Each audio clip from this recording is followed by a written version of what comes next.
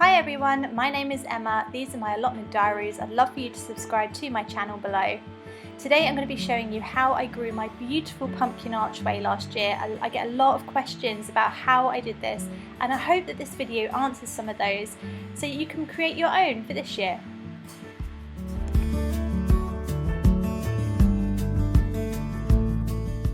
So the first thing I thought I'd start with is how I built the archway. These archways are from Wilkinson's, they're £10 each. Very simple archways, they don't come with any netting in between, so it's basically like a ladder, like a round ladder that sort of goes to nowhere and then you sort of end up coming back down over there, so completely pointless, but laddery all the same. So I'm going to take off this netting, this is what I had on for last year, and I'm going to wire the whole thing like this with chicken wire, which should hold the pumpkins, but I'm going to wire all the way across. So in order to join the two archways together, I just used some old bamboo canes, some old poles and old sticks, and I just literally used some twine to tie the two archways together. I've got my sticks going between the two arches now, which hopefully will just give it a bit more support. I don't know if you can see this properly, but I'm just joining the two arches together to make one giant arch. Now I'm going to put chicken wire all around it. Just remembering the fact that nothing you see on this channel is a tutorial. I am just making it up.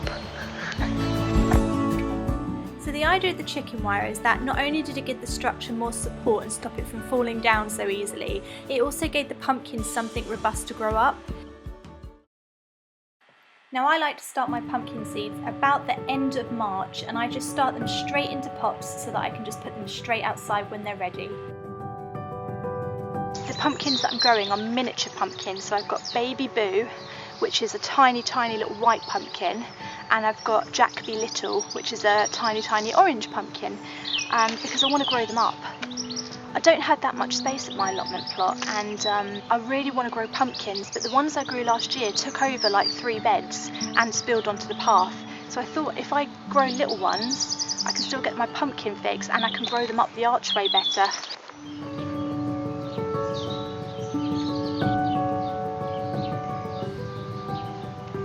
Right, that's the idea and that's the spacing. I'm giving them quite a lot of space this time, I think. So one of the main questions I get asked about it is how many plants did I put each side. So you can kind of see here how big my archway is, and I put 3 plants each side. That was absolutely plenty. I got loads and loads of pumpkins from just 3 plants alone. I left about 1.5 feet between each plant. And you can see from this footage how big my archway is. It's not that big, it's taking up about 1 raised bed. So you can definitely do this in a small space, and that's exactly the idea of growing them up, is that you save it so much space. Right, they're in, but will they live? We don't know. Just a really quick tip here, do think about slug protection really early on, because when they're the smallest, that's when they're the most vulnerable to attack. This side has got manure and cardboard on it, and this side has just literally got compost, so it'd be interesting to see which one grows better. My money's on the manure and compost, and I did give them a drink even though it's going to rain, because pumpkins are very hungry plants, so I sort of wanted to get them settled, and then what I might do is in a few days time I'll give them a seaweed feed.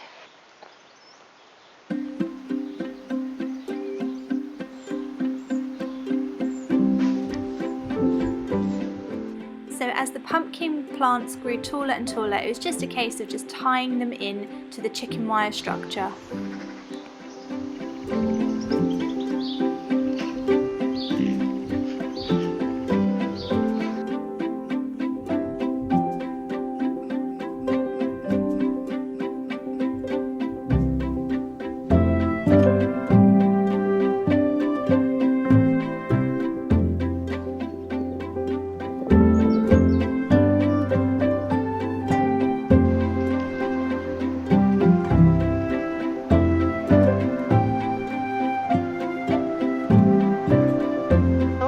Ready to pick.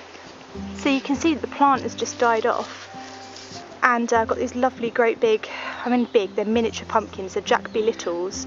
Got quite a few, got a few down there as well. The whole plant has died, but you're right, these are orange. I mean, there aren't any other coloured ones, so I'm assuming they're ready to pick. So today we're going to pick them.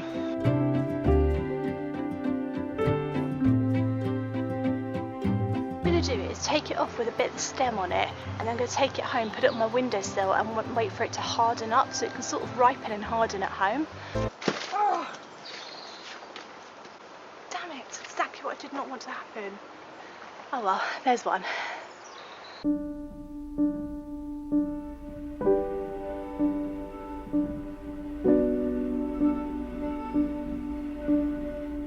So I've got 4 Jack B. Little pumpkins, which are all a really decent size, look really healthy. There's no nibbles on it. Slugs and snails haven't got to these. Either they don't like them or they've just eaten everything else. So flipping proud of them. Beautiful little pumpkins, incredible, but I need to harden them off first because they are hard, but I think they could be harder. Yeah, I think they could be harder, so I'm going to harden them off first. And I'm going to remove that plant now and give the other plants some more space. So let's do that.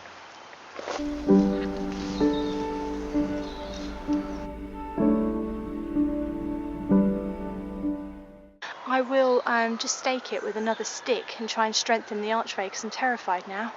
Absolutely terrified. Right.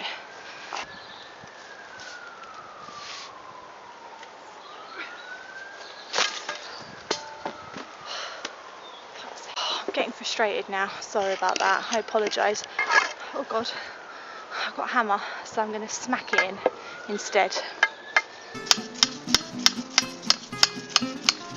So a little tip here, as you could see from what I was doing, the archway did become a little bit less steady as more and more pumpkins appeared. So it's just a case of continuing to keep strengthening the archway in any way I could.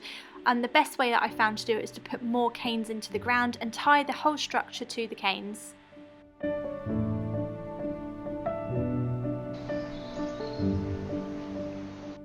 Sometime in late autumn, it was time for the pumpkins to come down.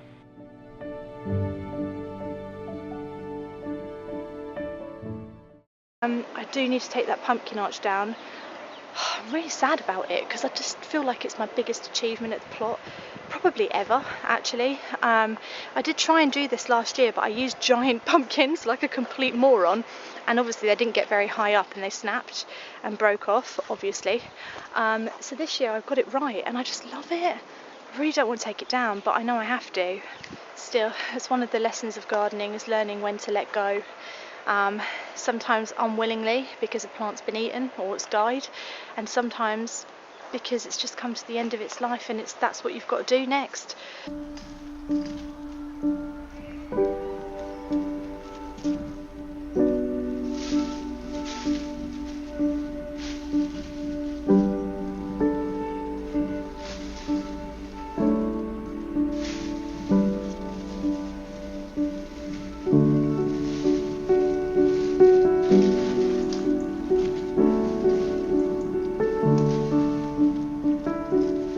That's it, it's gone. I've still got some nasturtiums which are going up one side, which I'll just leave there, you know, for the bees and stuff because it's still flowering.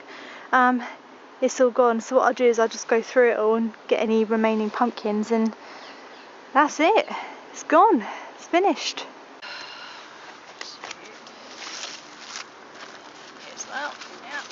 I think it's safe to say that the baby boo pumpkins did a lot better than the Jack B. Little ones, which have, look, I've only got 2 of those left and one's already gone mouldy, so I don't know if I can use that one.